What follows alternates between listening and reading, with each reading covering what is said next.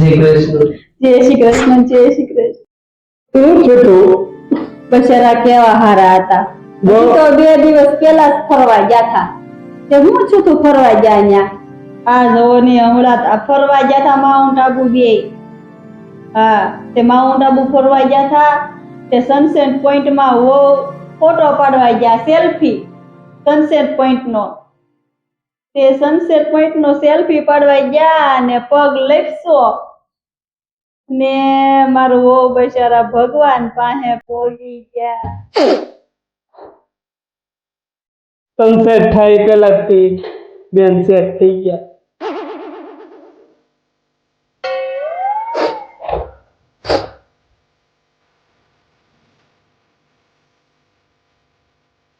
બિચારાને સેલ્ફી નો બહુ શોખ કા?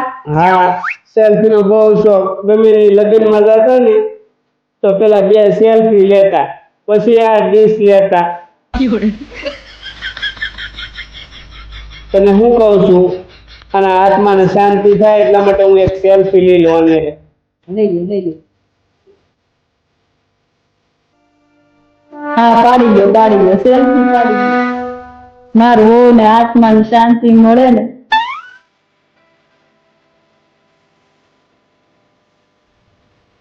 જીવ એવો હોય, આત્માને શાંતિ ન મળે ને ત્યાં સુધી એને મનમાં જ હોય એવું કે હું સેલ્ફી લઈ લઉં એટલે.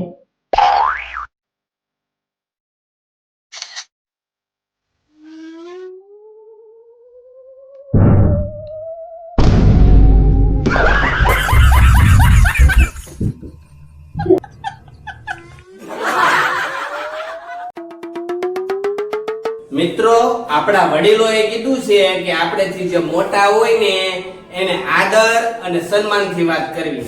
જો આપણેથી નાના હોય એની સાથે પ્રેમથી વાત કરવી. પણ પત્નીઓ હારે કઈ રીતના વાત કરવી એ આપણા વડીલોને ખબર નહોતી. તો આપણે હું ઘંટો ખબર પડશે. એટલે જ કહું છું, જો તમારે લગ્ન જીવન લાંબુ કરવું હોય તો આ કેને એમ કરવું જોઈએ. હો, જોયું મિત્રો કેમ કોણે મારીને વહી ગઈ? તોય મેં કઈ કીધું? પેલા હું બહાર જાઉં છું, કઈ બહાર થી લાવવું હોય તો કે.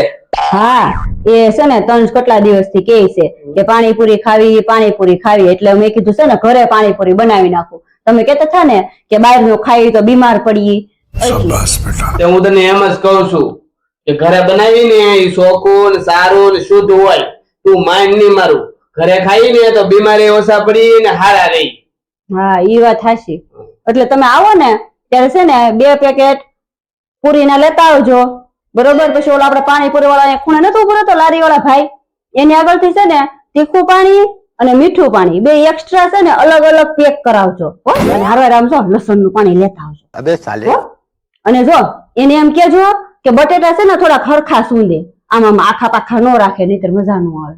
એટલે પેલા હું પાણીપુરીના પેકેટ બહારથી લાવું, પુદીનાનું ગળ્યું તીખું એ પાણી બહારથી લાવું, અને ઓલો સૂંદોય બહારથી લાવું. તો તું કરી હું અહીંયા? તમે આવો તો હું જી ડુંગળી સુધાર નાખો ને. હા, પાણી નાખવાની બુદ્ધિ લેતા આવજો પાછા. તું અહીંથી નીકળ, નકર તને અહીંયા ઊંધે સૂંધી નાખી. બધું બહારથી લાવી તો ખરેખર હું આ માણસ ગુજરાતી તો ગુજરાતી.